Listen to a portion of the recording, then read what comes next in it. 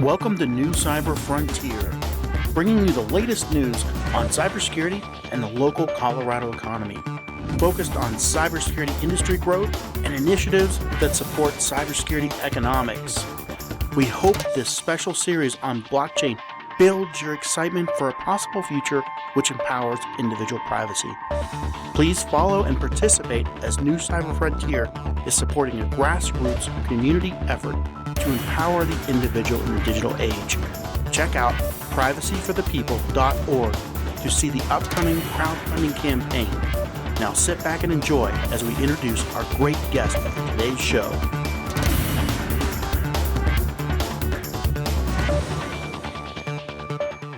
Well, good morning, everyone. This is Shawn Murray, host of today's edition of the New Cyber Frontier. In today's edition, we welcome Pam Fusco, founder and CEO of the Information Counter Exploitation 2nd Gen, otherwise known as ISSA. Pam's also the Chief Financial Officer for the oldest and largest cybersecurity nonprofit organization in the world, the Information Systems Security Association, ISSA International. Welcome, Pam. Welcome to the New Cyber Frontier. Thanks for joining us today. Good morning, Shawn. Thank you for having me. Well, we were talking a little while ago. We both serve on the ISSA International board together, and one of the topics that we talk about, with our members and with other professionals in our industry, what is it that keeps everybody up at night? And as an owner of your own company with clients, and over the last 20, 30 years. Where are we going? Where are we at?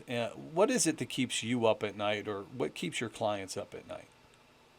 Sure. Well, my husband's snoring is the first thing that keeps me up at night. So we'll put that to the side, though. My wife I would don't know say that the we'll same. fix that from a professional perspective. But I've been in the cyber arena since 1987, and as you know, started out as a cryptologist, and have been a CISO 4 times over at some large companies. And now that I'm in the arena where I serve clients as opposed to receiving as a client, I think the paradigm is there's a multitude of things. The first, of course, is always the constant track the hacker. That's never going to go away. So you're putting out the little fires. But I think the bigger picture is truly what keeps me up at night, how we're blending all of this together, and then the collaborative efforts that we need to have across the board from a compliance perspective. That's truly what seems to be hitting home in the recent 4 to 5 years, with regulatory mandates on a global level changing and evolving, and pulling that together while you're doing your tactical. So it's a bit of a struggle at times to meet the demands of the business, to meet the demands of a regulatory mandate, and then to implement the technologies to pull all that together. So it's kind of the big picture that's been keeping me awake a little bit. You talk about 1987, so that's over 30 years of experience. Why don't you give us a little bit about your background? Sure. Well, a testimonial to 87 is I'm old. So I started out at NSA. I do believe I said that I'm a cryptologist by trade. And I was fortunate enough to spend time at the agency on a global mission. So I've done quite a bit around the globe.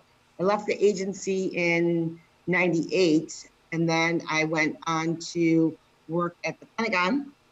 I worked at the White House for a bit in 88 as well, 88 to 89 under Reagan. And then I went to do a startup called Digex, which was a very lucrative startup. What we did was manage services out of a small facility in Beltsville, Maryland, and subsequently, a few years later, we flipped it and turned that over to WorldCom for $6.1 billion. So that's truly, when I left the government arena, government at the time was, as you know, because you're in the field, really was the forefront of cryptography, of encryption. The real world hadn't picked it up yet. You might have seen it a little bit in academia, because that's, again, the SIPRNet, the NIPRNet. But the internet really started, as we all know, for sharing of research and online. And then when I got out into, doing Digex in 98, 99, that's when the .coms really started kicking in. So my time at Digix from 99 till 2005 was really a breeding ground for knowledge. That's when everything started coming. And we didn't know what it was. It was Slammer, Blaster, Code Red, NIMDA, all of these things. I think the Melissa I Love You virus was like one of the first that came around, aside from the virus that happened in '87 at the agency. But the fact of the matter was, those 5-6 years were the core for understanding what we were doing in this world that we now call the dub. And firewalls came about, so on and so forth. So from Digix, I was the CISO at Digix. And then I went to Verizon. And then from there, I was the Chief Information Security Officer for Merck Pharmaceutical, which was a totally different blend. We had the same issues as the rest of the world from a Digix perspective, but the mission was different because it was pharma-based. So really had to rethink how you did security, how you implemented it, because the number one paradigm at Merck was drug recipes. So All right, looking Pam, at so we're gonna break real quick for, we're just gonna come right back to that. We're gonna break for our sponsor. Thank you very much. We'll come right back to Pam Fusco on the new Cyber Frontier. Cyber Resilience Institute helps build strong cyber communities designed to prevent members from attack. Like building a neighborhood watch, it takes coordination and a sharing community to protect our identities and valuables in the virtual world. Typically, we hear that organizations know they need to do something to protect their cyber assets, but don't know where to begin. Let Cyber Resilience Institute help your community create an action plan. Cyber Resilience Institute will build your community or business marketplace so that it is designed to support a collective cyber defense.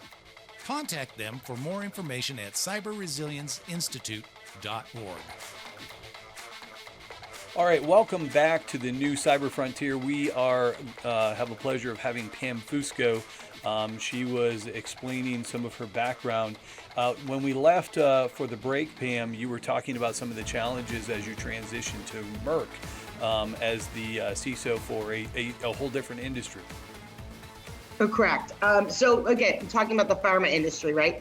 And the number one paradigm for protection at the pharma industry, intellectual property, protecting drug recipes. So when I look at where I came from in government and then went to Digix, which was, everything under the sun, then to pharma, which is heavily regulated, I moved on from pharma to finance and worked at Citigroup as the executive director, executive vice president of global information security. So then again, very much the same situation. You're looking at money laundering as opposed to drug laundering. You're looking at, targeted attacks at Citi at the time, but still regulation was very, very heavy, but it was financial regulation.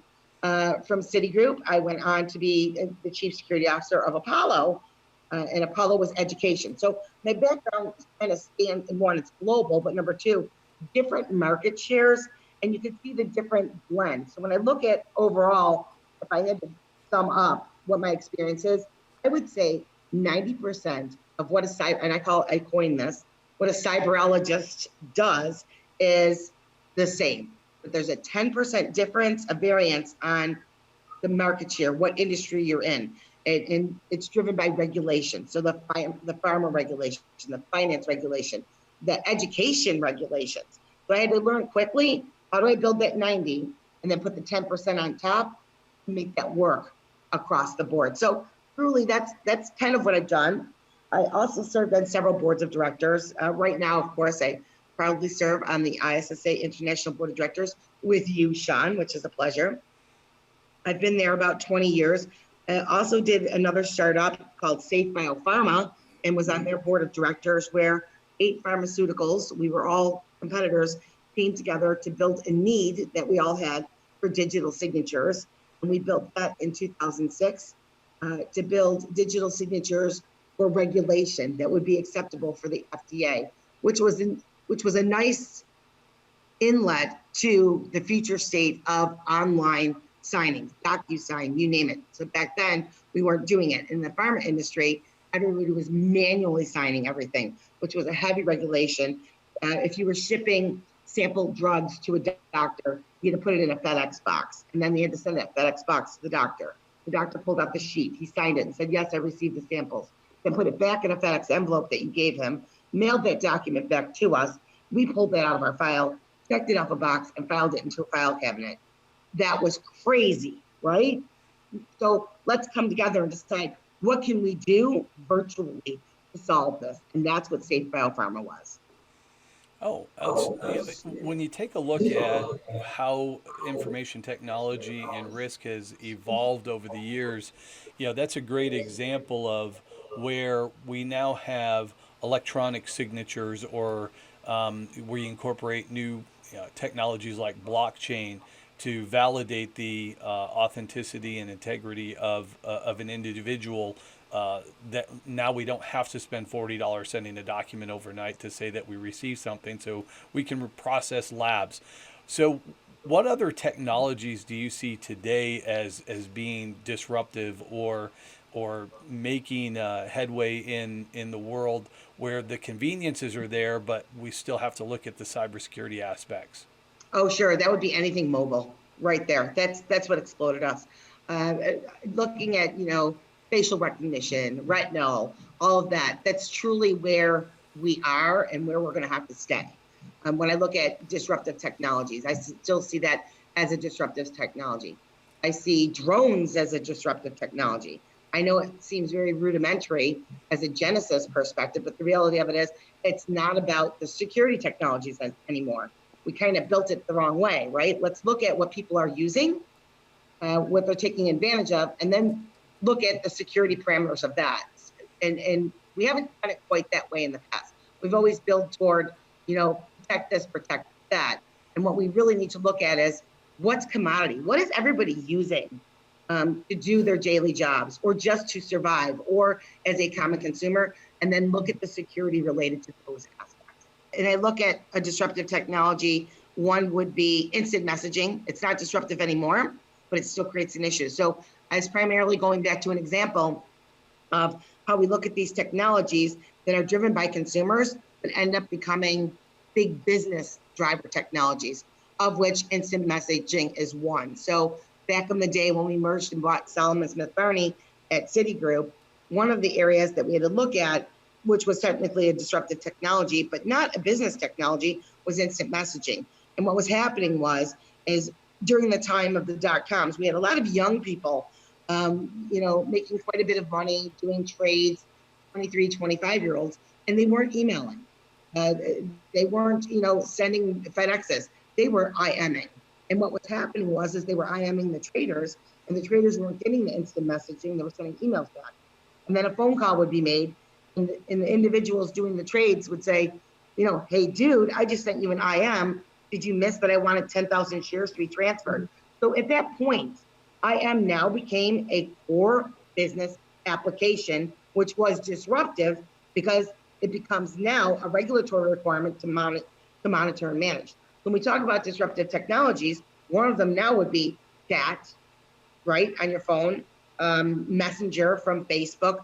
All of those, because they're used by common consumers, become adoptable core technologies that we have to figure out how to secure and how to control, which then begets infringement of privacy or enlisting privacy. So it's this big paradigm of, when we look at disruptive technologies, I look at the rudimentary ones, the ones that everyone is using.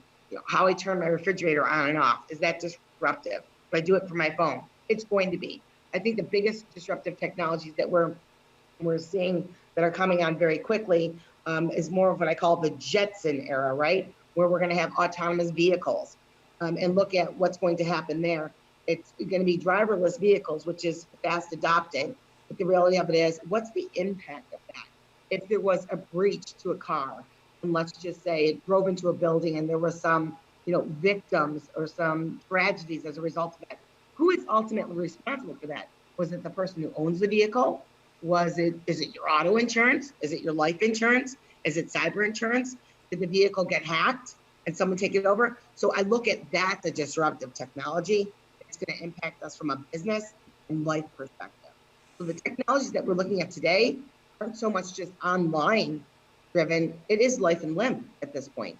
It truly has changed. Yeah, and there's so many other implications. You talked about some of the relationships between the technology and some of the other stakeholders like insurance companies. They're certainly going to want to stake in deciding who is responsible, because that's how your insurance rates are going to be based. There was a discussion I had with a professional a couple of weeks ago regarding that, and the insurance companies are scrambling to try and figure out what data to collect on what looks like that model. So we're going to come back. We're talking with Pam Fusco, President and founder, CEO of ISSA.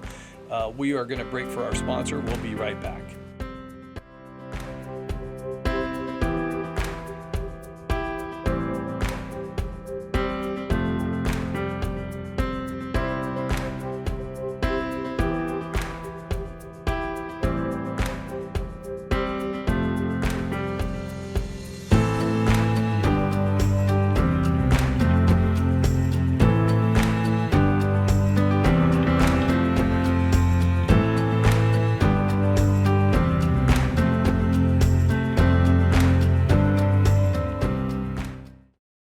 Murray Security Services are your cybersecurity experts with decades of experience providing professional training services for our clients in various industries.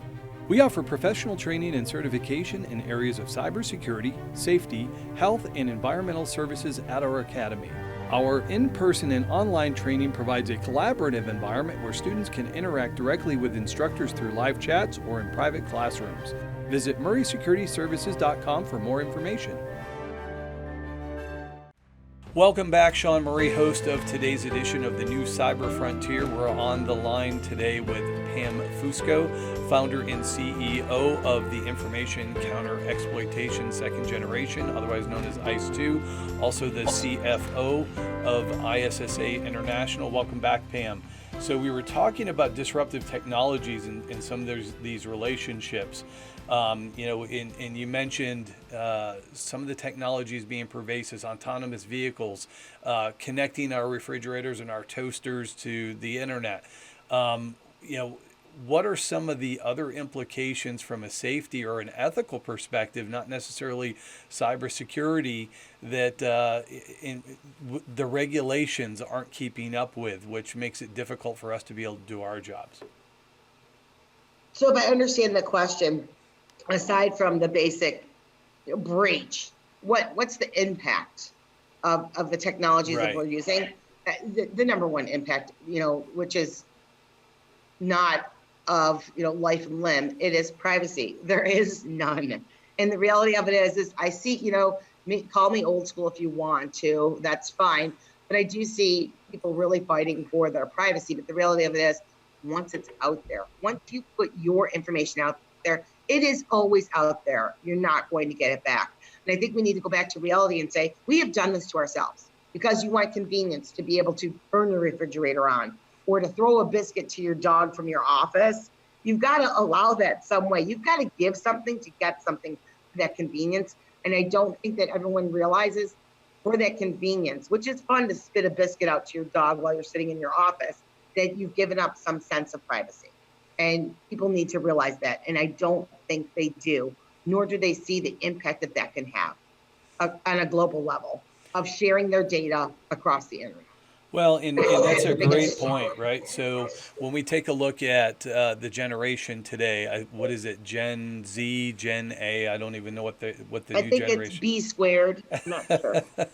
But that's a great point. We see more and more privacy law and regulation coming out. We hit a little bit on GDPR, which is significant because they even include the right to be forgotten. But you made a great point. Once the information is out there, right, on Facebook or any other social media or, Google, for instance, you and I go over to Europe. You're a European citizen. I'm not.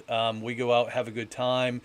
Somebody snaps some pictures that would probably be embarrassing. You have the right to request those to be removed. And I don't as a U.S. citizen. But, and GDPR right now is fighting Facebook and fighting Google and billion-dollar fines. And, Google and Facebook are fighting back and saying, you've got no You've got no structure in place with GDPR for assessment. You've got no structure in place for enforcement. There's no criteria that you've provided anybody for compliance. And those are struggles that we have. So we've got all of this privacy regulation that's coming out all over the United States. Different states are doing their own thing because we don't have a specific national policy like GDPR in Europe. How do we meet these requirements for our customers? Yeah, right. So I think that's, you nailed it right there. For your customer, I think there's a level of business privacy and personal privacy, and the lines have just blended together. So if, talking about taking a snapshot while you're sitting in a pub having a pint is one thing. You're out publicly already. Number two is, if I look at London, every corner in London has a camera. That's a sense of privacy too. You're walking down the street, it's taking a video of you, it's taking a snapshot of you. In my opinion, that would be a breach of privacy too, if I looked at it that way. And if you wanted to, you could probably call up and say, take my picture off of that too, or get my video down. It's not gonna happen. There's just too much of it because we did it to ourselves, right? And the same person that says, I want that picture taken down is probably the same person that put a picture up of somebody else, right? So come on, people, let's pull it together. If you're gonna sit there and you're gonna take pictures and you're gonna go out publicly, it's gonna happen. They're not gonna be able to control it. It's just too widespread. I think we need to switch this around a little bit though. I've done some heavy investigation into privacy and for several years in identification, because I say this a lot. We can't tell a 5-year-old from a 50-year-old on the internet. We don't have a unique identifier, and we're hard pressed to get it on a global level. And which is not repeatable. You are who you are, and I know that it's you, right? That's exceedingly difficult to get to, and we haven't gotten there. And I think that's part of our root cause for where we're going. And the second part of that I wanted to get to was from a privacy legislation. Way back, I want to say it was SB 81 or 381, one of those that came from California, one of the first privacy laws. Said, breach notification. You have to notify somebody if they've been breached or their information's been breached. And then was the onset of, you get the letter in the mail that says your information might have been breached. Oh my gosh, I'm so sorry. Let me give you another credit card. There were, and I'm in the industry and you're in the industry. I am complacent to those. Send me a message or send me a letter when you know my information's been breached, right? So that's a big CYA for big business to say, we're going to cover our butts with the privacy regulation by sending you a note that says you might have been breached. Until we can get to the point where you can tell me you breached my data, leave me alone. However, with that said, I firmly believe we're at a turning point, and I'm not sticking up for big business, trust me, where we as consumers, and we're all consumers, and I'm a mother, I'm a wife, an aunt, a this, a that, we need to take responsibility for the information we're putting out there too. And there's nothing that points the finger back at me for putting my stuff out there. There's no way for someone to come back and say, well, Pam, you put your stuff out there. So how's that my fault? You put your credit card out there. So many times I look on Facebook and I see people with their phone numbers out there. I'm like, seriously, take that off. They need to start holding consumers accountable. And I think that's when we're gonna see a bit of a change. Because right now, the banks cover us. Right? Okay, your card was breached. We got you covered. The money's back in your account. It wasn't your fault. Maybe it was my fault. Maybe that car that drives into that building 10 years down the road that no one was driving, maybe that was my fault. Maybe it's not. So we really need to get back to putting some onus on us as consumers. And I think that shift is happening. Yeah, I agree. We've seen so many state laws coming about here in the United States. You talked about the California new privacy consumer law, and then Colorado just passed what I consider the strongest legislation last year, went into effect September last year, where the California law applies to that if you're making 20 million or more, or your primary business model is to collect and sell information on consumers. That's when it applies. So it doesn't take care of the small business. Whereas in Colorado, for example, the privacy laws here now, if you're a small business working out of your basement, if you process, transmit, collect, store anything privacy on a Colorado citizen, you have to comply. But one of the things that is lacking, and we talk about this, is they draft great legislation talking about how they want to protect people's privacy. You've made great points as to we need to hold individuals accountable, not just organizations. But the missing part, GDPR, California, in Colorado. California just passed an IoT law that says you got to bake security in, but they don't provide the standards. They don't provide any guidelines. Yeah. They don't provide. How does a state or a business draft a strategy to comply? What I'm seeing from a lot of businesses that I talk to is it's easier and more cost effective not to comply, do whatever the basics are, but not comply and wait for somebody else to get burned, or wait for somebody to show up and do an assessment and learn what they're looking for. I agree with you 100%. I think everyone has that first strike, right? Oh gosh, I didn't know my security was so bad. Now I've been breached. I'll fix it. And I think that's what you just explained. And we're still there. People are still there because they don't know how. And again, it has to go back to the consumer. When these laws are designed and written, it's politicians, it's folks like us, right? And I call us experts in the industry. We contribute to some of this legislation that's on Hill. We need to get a body of consumers of all levels, 5-year-olds, 50-year-olds, 100-year-olds, to start participating in this and identify what's your burning issue. What's most important to you is privacy. I talk about my mom's cannoli recipe, right? Back in, I want to say 1999, my mother's 79 years old. I gave her first computer. She did the whole, dial up, and she was doing, sending me emails, which I never thought she would uptick on. And then one day she said to me, she goes, which shocked me, she goes, "What's this PGP thing?" I said, "Mom, why are you asking me about PGP?" And as we know back then, it was email encryption, pretty good privacy. Right. And I said, "Why are you interested in that?" She goes, "Because I have that cannoli recipe and I don't want anybody to get it. And Aunt Shirley wants me to email it to her." Right there it was. That was what was most important to my mother for privacy. That's what we need to get to people. Not covering, big banks, but helping the common consumer help themselves. And if we can get to that point, I think we're going to see a major shift. What's most important to us as individuals from a privacy perspective, and then work from there. Yeah, I agree. I'd like to shift the conversation a little bit. Artificial intelligence, we've been talking about this for the last several years as well. The CEO of Amazon came out with a tweet last week, and I read an article in one of the magazines. I try and keep up with all that. He said the first trillionaire will be the person who has a company that figures out the AI problem.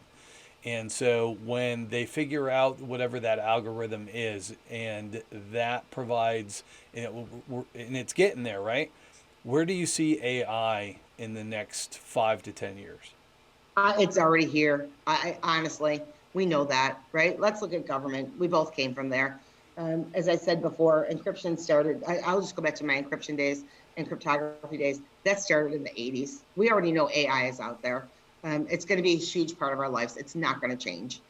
And we really do need to put a greater focus on it. There's no doubt about it. Now, trillionaire, we probably have a couple of trillionaires out there. They're just not coming forward right now. Their money's so diversified because they don't want to pay the taxes on it. So I think we probably have a couple dozen trillionaires out there. Pam, we really appreciate you sharing your thoughts and perspectives today on the new cyber frontier. Any parting thoughts? I think my last parting thought for all of this is the biggest thing we can do together is collaborate and share the information we have. And that goes from big business to private sector to government. And until we can openly share the efforts that we're undertaking and the issues that we have, we're not going to be able to do this on a global level. I do see that we are sharing more, but we really need to collaborate. Yeah, I agree. It was one of those things that came about after 9/11, and the war on terrorism ensued. But the global war on cybersecurity or information security. I think that is going to be ongoing for many decades to come. You've provided some great thoughts and collaboration today. Let's hope that the rest of the industry can see the value of that and extend that. Thank you so much, Pam Fusco, founder, CEO of Information Counter Exploitation Second Generation, ISSA. This is Shawn Murray. Thank you for joining us today for this edition of the New Cyber Frontier. Thank you, Pam. Thank you, Shawn, and thank you for your service. Thank you for your service. We hope you have enjoyed this episode of New Cyber Frontier. Remember, please follow and participate as New Cyber Frontier is supporting a grassroots community effort to empower the individual in the digital age. Check it out at privacyforthepeople.org. Also, make sure to join our mailing list so we can keep you informed. If you have an idea, if you have a question you would like to hear answered, or if you just want to get involved in what we're doing, reach out to us at newcyberfrontier.com. We also encourage you to visit our sponsors links because they are the ones that really make this show possible.